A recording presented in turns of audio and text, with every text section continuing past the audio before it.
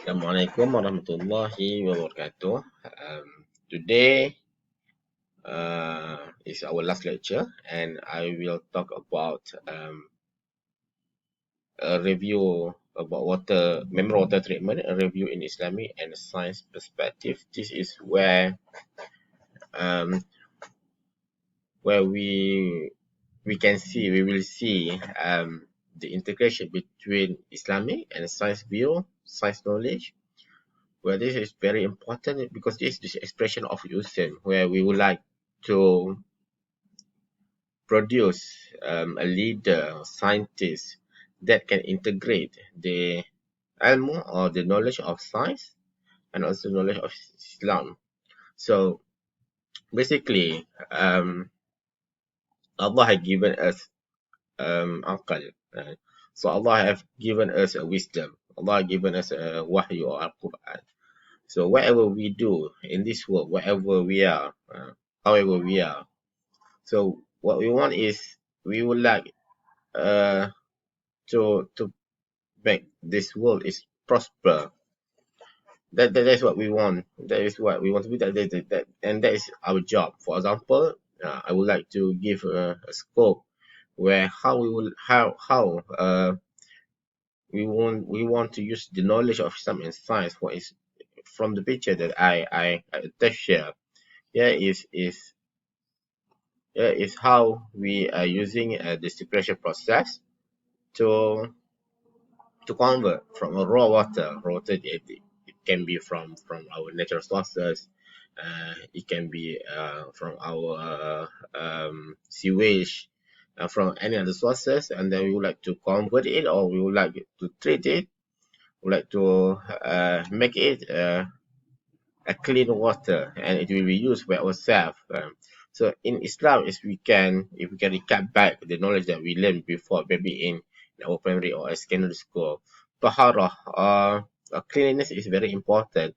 Where one of the aspect, one of the ibadah aspect that make our good deeds is accepted by Allah Subhanahu wa Taala is we need to make sure cleanliness. That is the important factor, the vital factor. For example, if we take wudu, ablation, we need to make sure that our water is clean. So this is where we as a Muslim scientists need to make sure that we, by using our knowledge, we can produce a clean water. So there is a guideline. So in modern world, this issue is very complicated. So in this topic we want to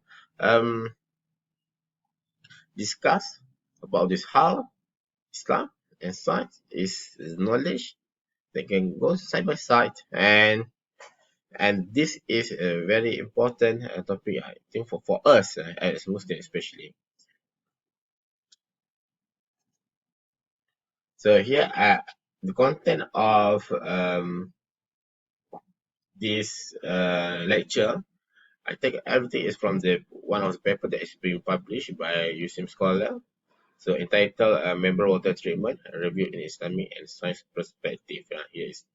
So it's been authored by one Aina Madiyah, one Zahari, Irwan Muhammad Subri, Azman Abdul Rahman, Muhammad Hafiz, Muhammad Isa. I think you know this is our lecturer. One of our lecturer, Ahmad Sanusi Azmi. This one is Ustaz Ahmad Sanusi Azmi, Mazhar Abdul Muttalib, and Muhammad Ali Muhammad Saleh. So all of the content of this lecture is by or from this journal. So Allah has given us so many sources and resources in this world. This is we call it nikmah. This is our job, our task, to utilize all of this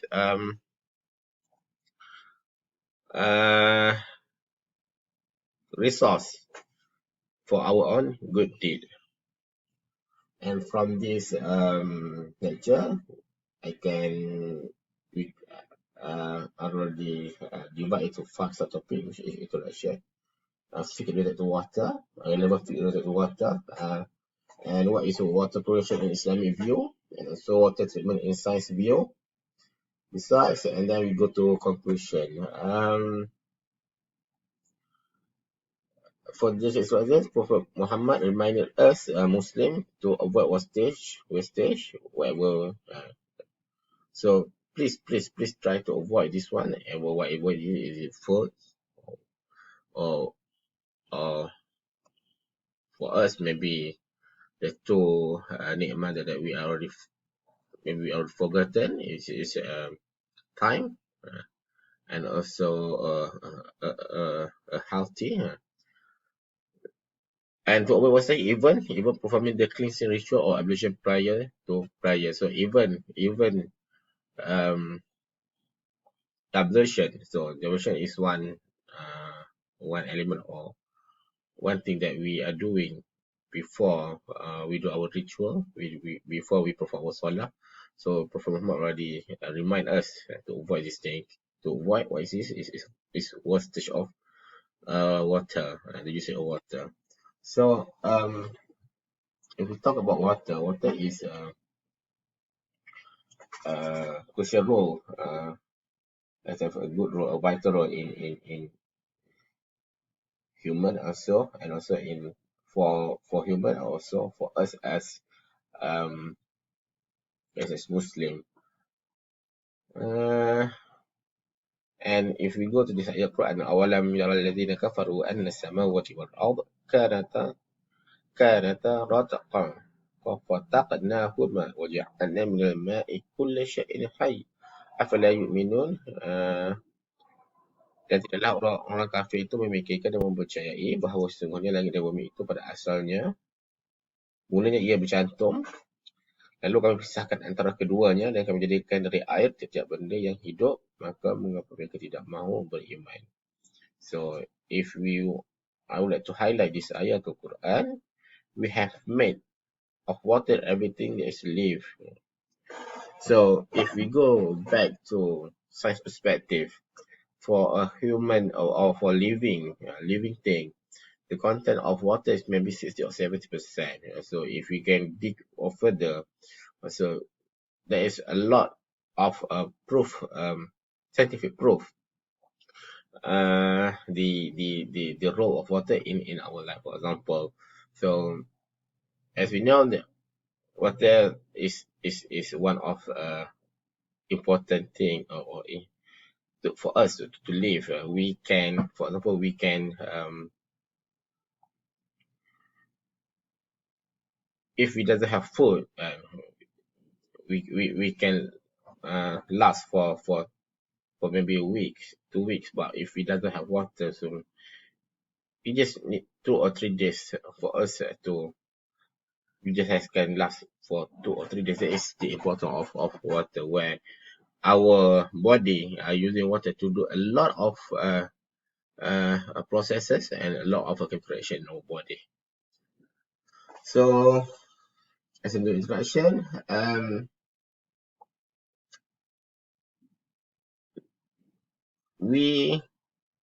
this is the way how the water come out from our from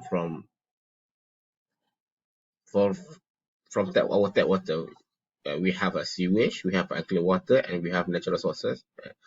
Maybe we have pond, we have forests that contain of a lot of natural water. And then what we do is we treat it, and we do have a lot of technique such as distillation, deionization, carbon filtration, reverse osmosis. And then we convert all of this water to a clean water, like a drinking water, distilled water, and purified water. And all of this water need to because that the characteristic of this clean water, the smell, the color, and the taste. We need to get rid, and this is the characteristic of a clean water. Also, if according to Islamic perspective. So here, if we go to this here, if we go to this process. This is a general process of how to treat water, or how we produce clean water at our home. This we do have a raw water, and then from here until here, what we do is this is the process how we treat our water. So we will use it as version 10, for example, calculation, flow calculation, sedimentation, and filtration. That is we learned before. That is the special process that we learned before, and then we put it in treated water storage, and from this one, from the tank, uh, we try to store it, and then store it on our house. If you see, we do have a lot of piping system, so that is where we just open our tap, and then we get a clean water for our daily usage. So here are a few fiqh related to water. On the aspect of hukum, there are rule of fiqh or qawaid fiqhiyah to be referred. Basically, the fiqh book discuss about the hukum of use and treatment water and how they use water to be purified in the subject of fiqh ibadah. Focus on taharah najasah title. So we will learn about it in taharah. This is I think this is the first subject we learn in fiqh. What is taharah? Taharah is a concept of purity, sanitation or hygiene that is clean from the najasah hakiki, which is impurity, or najasah hukmi, which is hadas. Taharah hakiki is purify the body, clothes, and the environment from impurity that can be seen like urine, stool, blood, and wine. So taharah hakiki that we can see, hakiki that we can see. So we need to get rid all of this thing, so to make sure that we maintain the cleanliness of our environment, our body.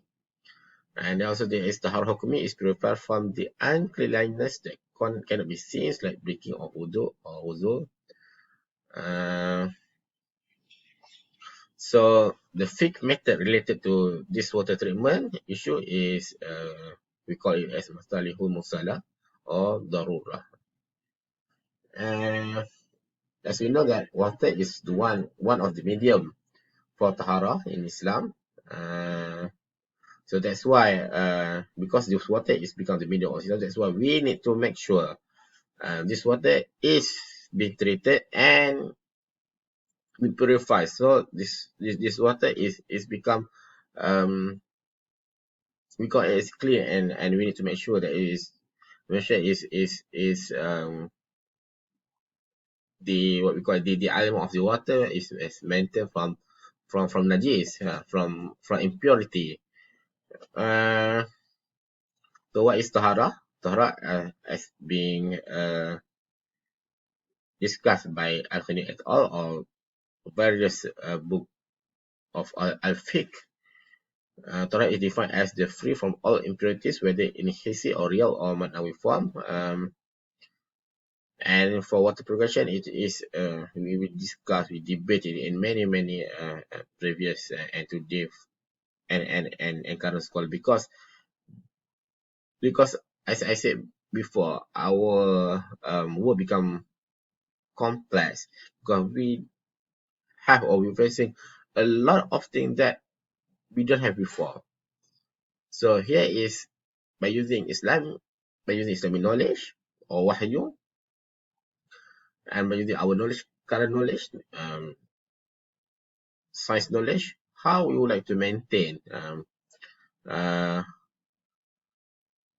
we would like to integrate all of this knowledge and to maintain our life as the servant of Allah subhanahu wa ta'ala.